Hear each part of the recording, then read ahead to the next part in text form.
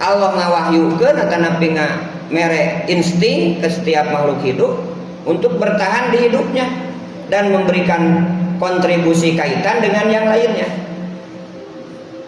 Wahir nama kadang manusia mah di emplek-emplek ngukunon nanam tanaman age diukur tapi anger mareeng jeung laleutik. Tapi leuweung diurus langsung ku sistem alam nu dijieun ku Allah dalam sunnatullah fil alamin ternyata lebih halus.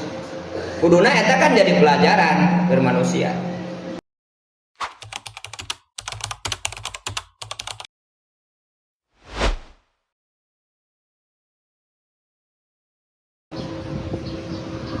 Alhamdulillahilladzi anzala kitaba wa lam yaj'al lahu iwaja. Asyhadu an la ilaha illallah wa asyhadu anna Muhammadan abduhu wa rasuluhul mustafa. Allahumma shalli wa sallim ala sayyidina Muhammadin wa ala alihi wa ashabihi ahli sidqi wa wafa. Wa sallama tasliman katsiran ila yaumil qiyamah. Usi nafsi wa iyyakum bitaqwallah. Ittaqullah bimtisali ma amara wajtina bimanaha. Qala Allah Ta'ala fi Qur'anil Karim. A'udzu billahi minasyaitonir rajim. Bismillahirrahmanirrahim. Wa idz ataina Musa kitaba wa furqana la'allakum tahtadun. Quran surat Al-Baqarah ayat 53. Hadirin sidang Jumat rahimakumullah. Sapada ngadugikeun rukun khutbah nu wujudna hamdalah sholawat oge wasiat bitaqwa. Oke termasuk rukun khutbah khatib wajib nyampaikan sebagian ayat, memberikan paham kepada jamaahna. Dina waktos ieu simkuring sebagai khatib neraskeun hanca bahasan dina khutbah sebelumna. Nyaeta surat Al-Baqarah ayat 53. Di mana masih sama dengan ayat sebelumnya. Rasulullah dipiwarang ingat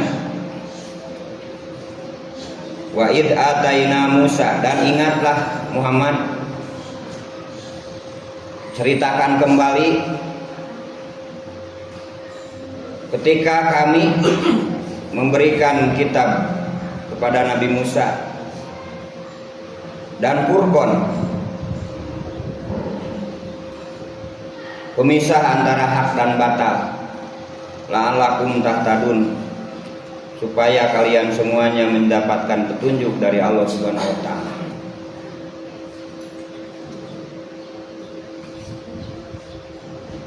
Dina proses perjalanan dakwah Kangjeng Nabi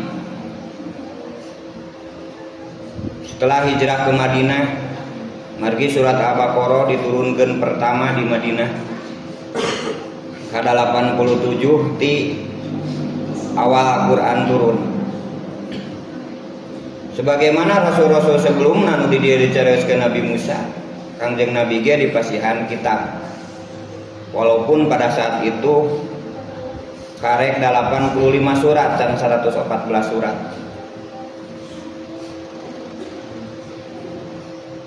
Nah, sebagaimana nu sejen bahwa Quran itu atau kitab Allah itu sebagai petunjuk, maka jadi pelajaran ke umat Nabi Muhammad bahwa Quran itu sendiri sebagai petunjuk. Terus periodisasina antawis Nabi Musa sareng Nabi Muhammad teh hampir sami. Pertama beberes negara anu dicarikan ku Nabi Musa nyata Nabi Fir'aun. Maka kitab nu diturunkan waktu itu suhuf nu jumlahna 10. Lumayan di dia aya isyarat. hiji Alkitab, kedua wal Furqan. Keur di zaman Firaun mah suhub. Nabi Musa jeung Firaun teh masih sadaerah, yaitu di wilayah Mesir. Artinya Firaun dengan kerajaannya di Mesir, Nabi Musa dengan kitab Allah dan sistem Allahnya di Mesir. Jadi dua teritorial negara dibangun ku dua sistem. Hiji sistem di luar kitab Allah nu dikokojoan ku Firaun. Kadua negara anu kepemimpinan anu dimake kitab Allah. Ngan kumargi waktu itu Nabi Musa ngan ukur sakedik loba nama masyarakat nu ngiluan ka Firaun, maka kitab nu pangheulana diturunkeun ka Nabi Musa teh suhub. Artinya program nu eusina program dakwah ngabangun akhlak, ngabangun akidah. Belum ada tuntutan bagaimana untuk meruntuhkan Firaun waktu itu. Jadi semata-mata melaksanakan tugas Allah untuk satu, supaya henteu musyrik. Jadi nggak bebenah akidah. Kudu bagus ka indung bapa, tidak berbuat bohong, tidak mencuri, hal-hal itu. Jadi belum sampai ngalawanan karena undang-undang atau sistem nu dibangun ku Firaun. Karek eta dina suhu pertama. Tapi efeknya jadi efek dakwah ke lingkungan. Sebab tugas Nabi Musa tidak hanya ngurus umat, tapi bagaimana membenahi tindak kehidupan sosial jeung lingkungan. Mata karita dibuktikan ku Allah Subhanahu wa taala. Di wilayah kekuasaan Firaun mah cai teh jadi getih. Artinya geus teu layak konsumsi. Barora dipake dahar jelema, minum manusia. Untuk tumbuhan dan hewan pun sudah tidak layak konsumsi. Lamun bahasa ayeuna mah meureun cai-cai teh geus loba polusi. Tapi di wilayah Nabi Musa mah tetap air itu murni, teu jadi getih. Memang sih dohirna mujizat karena Rasul. Tapi arti mujizat sendiri adalah mengalahkan. Jadi ngelehkeun karena sistem Firaun waktu itu cara ngurus lingkungan jeung nagarana camakruk. Saha nu dekat jeung Firaun eta nu dibere proyek sehingga tidak mengindahkan, mengabaikan keselamatan lingkungannya. Tapi di Nabi Musa mah kulantaran program wahyu anu tangtu ku Allah ditunjukkeun kana kumaha carana ngamaslahatkeun manusia jeung lingkungan. Nu pada akhirna mah tetap mendapatkan air bersih. Hiji eta. Geus kejadian kitu teh Firaun teh petugasna sowan ka Nabi Musa. Musa ngadoa ka pangeran anjeun. Mun ayeuna masihna istighosah. Ieu nagara teh keur kieu ye. Kae lamun ieu geus aya solusi mah cai getih eta balik deui jadi cai.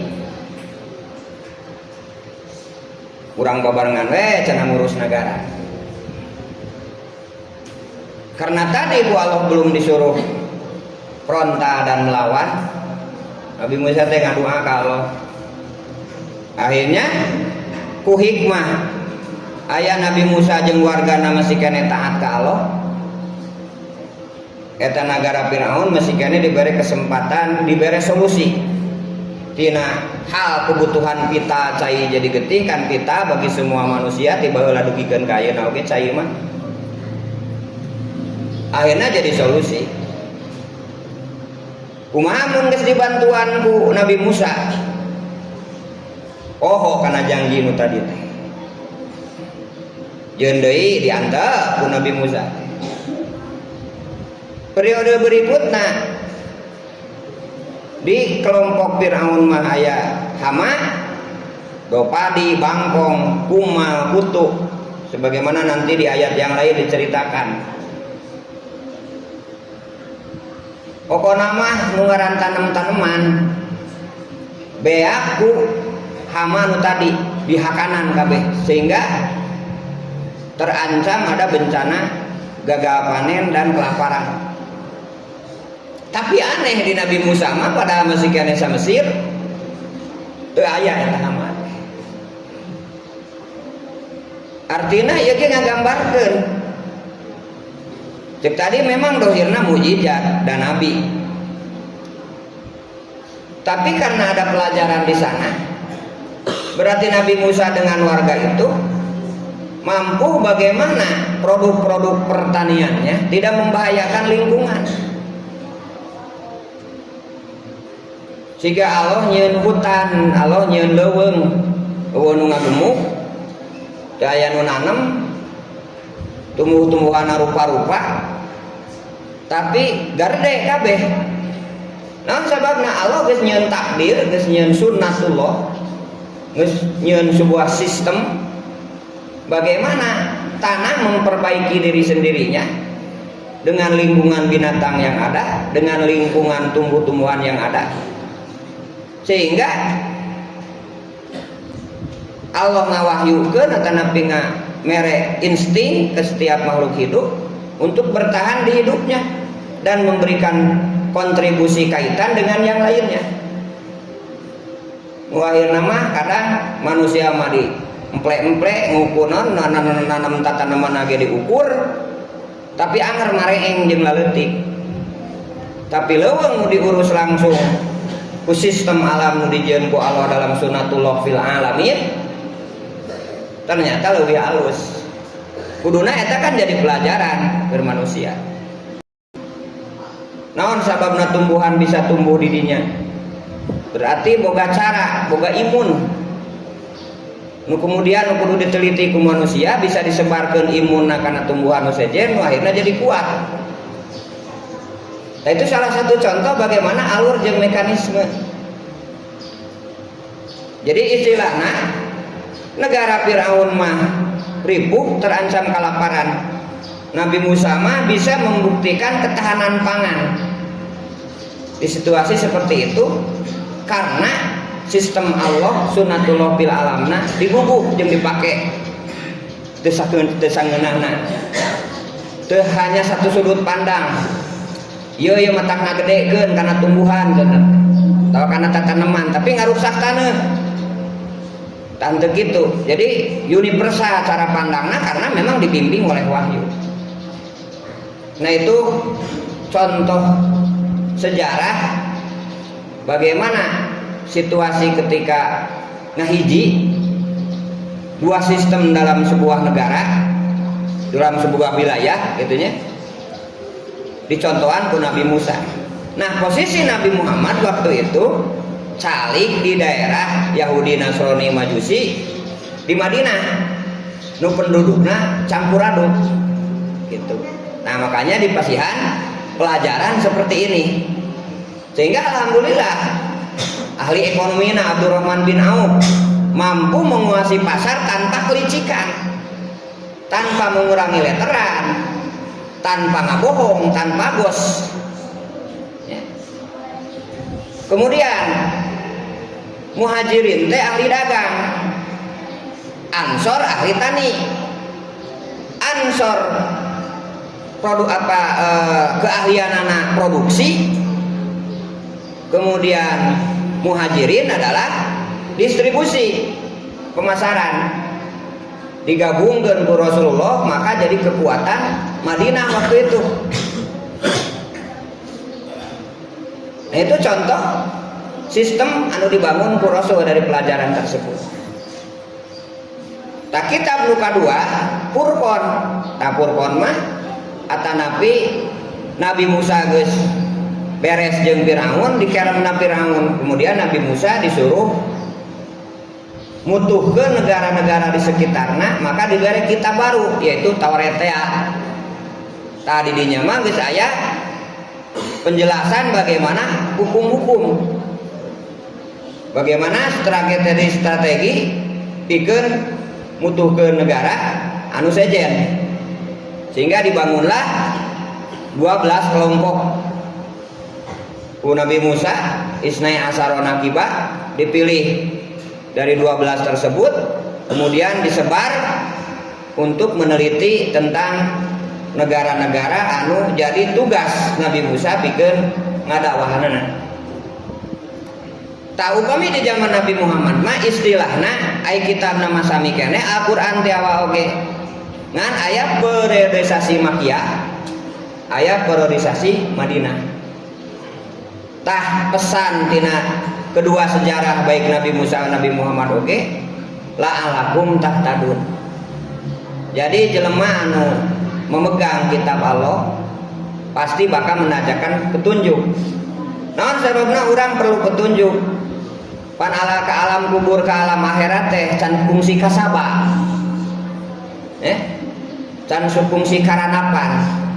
Nah, Allah nurunkeun petunjuk teh berupa Al-Qur'an mun ka urang ka Nabi Musa tadi jeung umat nyaeta Taurat supaya orang boga petunjuk meh engke dinu kahareupeun teh teu salah baik kahareupeun dalam konteks nu deukeut nu disebut dunia atanapi konteks anu jauh atanapi disebutkeun akhirat itu.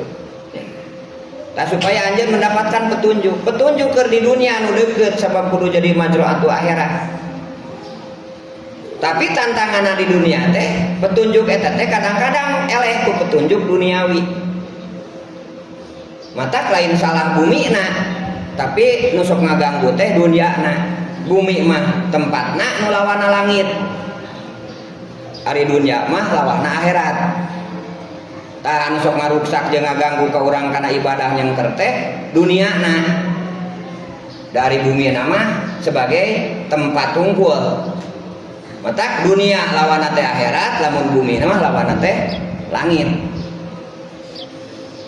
Tah petunjuk Allah Subhanahu wa taala kadang kapangaruhan ku fenomena-fenomena nu di dunia ieu baik nu ti dituna meunang iblis kemudian ditransfer diwahyukeun kepada manusiana dan kemudian menjadi petugas-petugas setan dan petugas-petugas iblis di lapangan dan kemudian seolah-olah secara logika secara nyata bisa mengalahkan petunjuk Allah Subhanahu wa taala.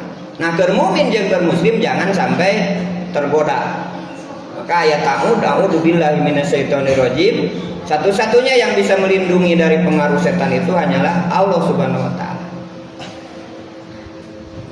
Para hadirin sidang Jumat rahimakumullah. Pesan dari ayat ieu, ayo urang sasarengan jadi buleudkeun tekad cicingkeun dina hate bahwa satu-satunya petunjuk nu bakal nyalametkeun urang sadayana yaitu hanya Al-Qur'an. Wa bil Qur'ani imama wa hukma. Kudu siap Qur'an ieu sebagai pedoman hidup diri jeung sebagai sumber hukum, baik hukum nu sifatna ruhiyah, ngatur agama Islam, ngatur peradaban dari sisi pengabdian kepada Allah, atau dina Quran ge dicaritakeun bagaimana sunatullah di alam nu dikemas dina kata Rabbul Alamin. Seluruh alam geus aya aturan main nu dijieun ku Allah. Manusia mah hanya manggihan. Cai teh molekul airna teh H2O. Nah, jelema nu bisa manggihan 2 hidrogen jeung 1 oksigen pasti jadi cai, da geus jadi sunatullah. Tapi sing ingat nu nyimpen angka 2 mah lain jelema. Jelema mah ukur manggih, ternyata dina molekul air teh aya angka 2. Saha atuh benar, teu mungkin kebenaran sakumaha teori ateis. Teu mungkin kebetulan. Saakua itu jutaan molekul air saakua teh piraku? Dinu jutaan kitu kebetulan ket kamineng-mineng teuing. Berarti aya aturan Allah nu tertanam dina eta alam semesta nu manusia mukmin atau kafir nya pasti bakal mengikutina dan kemudian menjadi produk-produk bermanfaat akibat aya konstanta ketetapan dari Allah Subhanahu wa taala di alam semesta ieu. Tanu mawi urang mah ngaos Al-Fatihah. Segala puji kagungan Allah, Tuhan sekalian alam nu ngatur sadayana alam ieu. Mudah-mudahan ieu janten sebuah pemahaman kangge hadirin sidang Jumat sadayana menguatkan bahwa salah satu rukun iman teh kudu iman karena kitab Allah Subhanahu wa taala cekal pageuh dijadikeun petunjuk hidup baik diri, keluarga, berbangsa dan bernegara. Hadani Allah wa iyyakum ajmain. Fa in tawallaw fa hasbiyallah la ilaha illa huwa alaihi tawakkaltu wa huwa rabbul arsyil azim.